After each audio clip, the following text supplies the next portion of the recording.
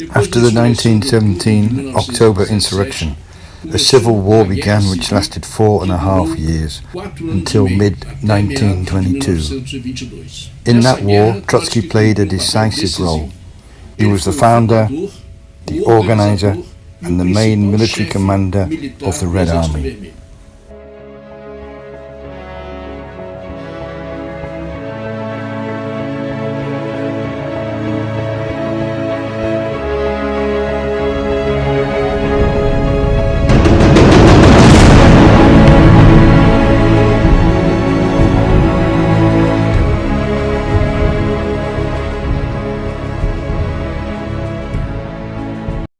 The main reason for the civil war was the armed resistance of the former ruling classes of Russia. The landowning aristocracy, bourgeoisie, and the former generals of the Tsarist army went to prevent the government of the councils of workers, soldiers and peasants from expropriating their land and factories. These former ruling classes formed the so-called White Army, which in reality brought together different counter-revolutionary armies. Their ultimate aim was to destroy the Soviet government and restore the dictatorship of Tsarism. But this war was not only internal. The White Army was supplied with heavy armaments and also backed by the invasion of 14 imperialist countries and their allies. The imperialist aggression began with the invasion of Russian territory by the German army, which occupied the Ukraine, Lithuania, Estonia, and all of Western Russia. The German invasion forced the Bolshevik government to sign the peace treaty of Brest-Litovsk, by which Russia lost all the occupied territory, which meant 27% of the country's arable land and 75% of the steel production in the country. In the first months after the October Revolution, there was a latent civil war with minor skirmishes.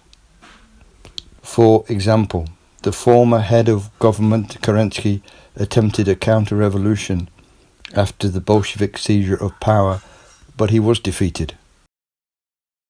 At the time, the Soviets had little military strength. The old Tsarist army had vanished because its soldiers were exhausted from their participation in World War I.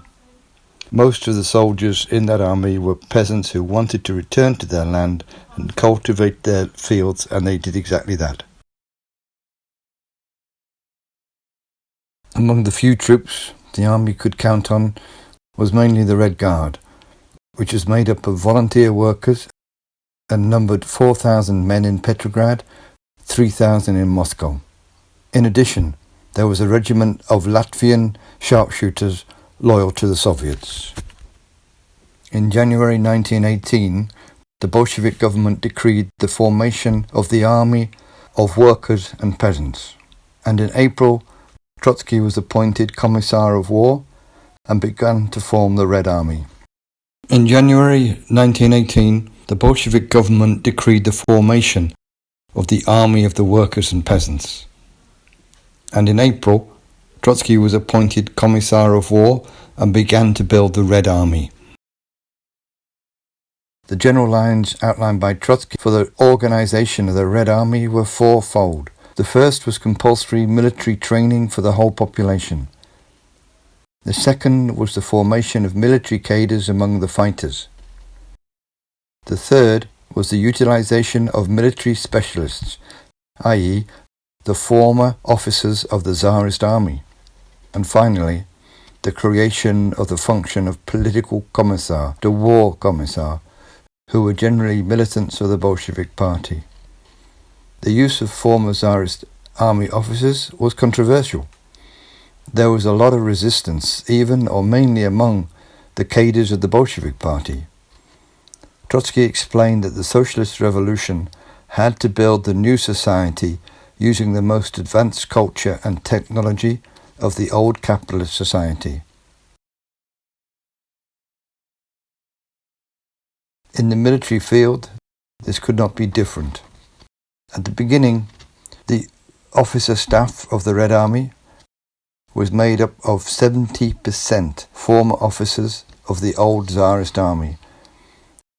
At the end of the war, this changed, and the Tsarist officers were reduced to 30% of officers in the staff of the Red Army. The idea of political commissars or war commissars created by Trotsky was a novelty in military history. These commissars were generally political cadres of the Bolshevik Party, took on political military tasks, and had as their main function the control of the fulfillment of orders by the military experts. The first conscription into this army, which was still voluntary, was of the militants of the Bolshevik Party and the members of the Soviets. The army was organized in several circles which had the same center. In the center was the strong core of communist militants. In the next circle were the workers from Moscow and Petrograd, and finally, in an outer circle, came the great mass of the peasants who were enlisted at a later date. Czechoslovak troops of former prisoners of war, the so-called Czechoslovak Legion, armed by the English and the French, rose up and took the town of Kazan on the banks of the Volga River, thus opening the way to seize Moscow. Trotsky goes to Kazan to reorganize the troops.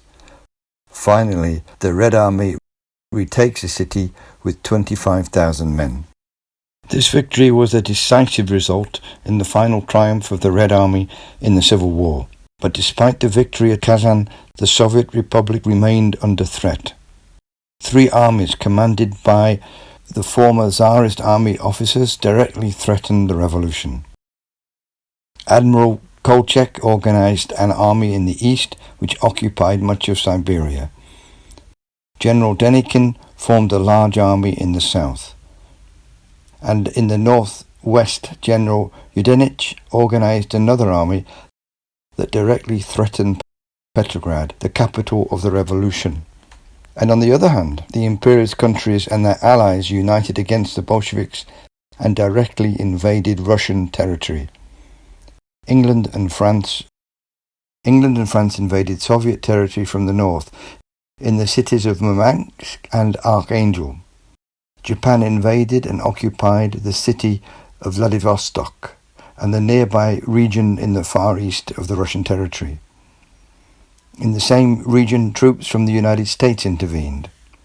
Later, Poland also invaded Soviet territory, and finally, Estonia, Latvia, Lithuania, Finland, Italy, Greece, Turkey, and Romania all supported the White Armies at different times during the Civil War.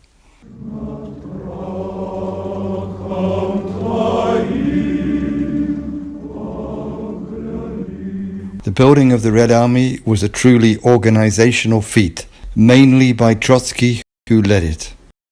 To give an idea, the army grew from 25,000 men from the event in Kazan to 5 million soldiers at the end of the war, organized into more than 16 army divisions fighting on all fronts. As Commissar of War and Commander-in-Chief of the Red Army, Trotsky traveled in an armored train from one battlefront to another. To get an idea, this train carried a military garrison. It carried a tank. It also carried cars for travel outside the range of the railway line. In addition, the train had a telephone, a radio, a telephone station, a library, and even a print shop for printing pamphlets and even a newspaper. The train had a specific function to organize the army wherever it passed. The train crew published a newspaper from the battlefront, provided international news, proclamations, manifestos, and so on. On this train, Trotsky traveled over 100,000 kilometers. Towards the end of 1919, Moscow, and above all Petrograd, were on the verge of falling into the hands of the White Armies. But the Bolsheviks won the Battle of Petrograd, and the armies of Kolchak, Denikin, and Yudenich were finally defeated.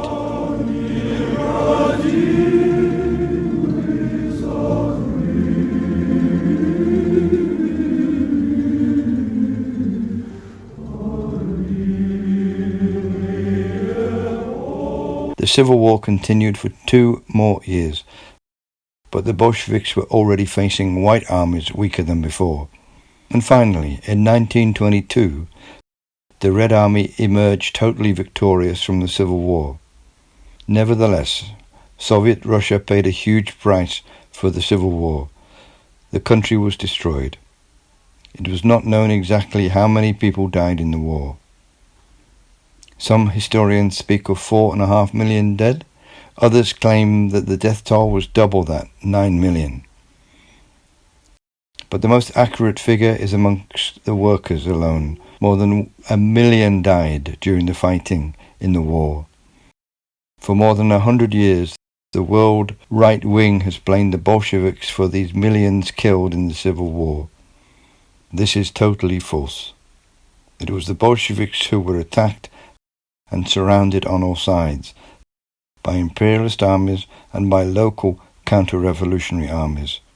There is not the slightest doubt that the responsibility for this massacre lies with the white armies and the imperialist powers. Moreover, we can state with certainty that if the white armies and the imperialist powers had won the war, Russia would have been drowned in a bloodbath. Lenin, Trotsky and the Bolsheviks had to defend the revolution, the working class and the peasants, or they would all be annihilated by their enemies. At the head of the Red Army, they won that enormous triumph which was one of the greatest feats in the history of mankind. In the next episode we are going to talk about the Third International, the Communist International founded in 1919 at the height of the Civil War with the aim of becoming the World Party of Socialist Revolution.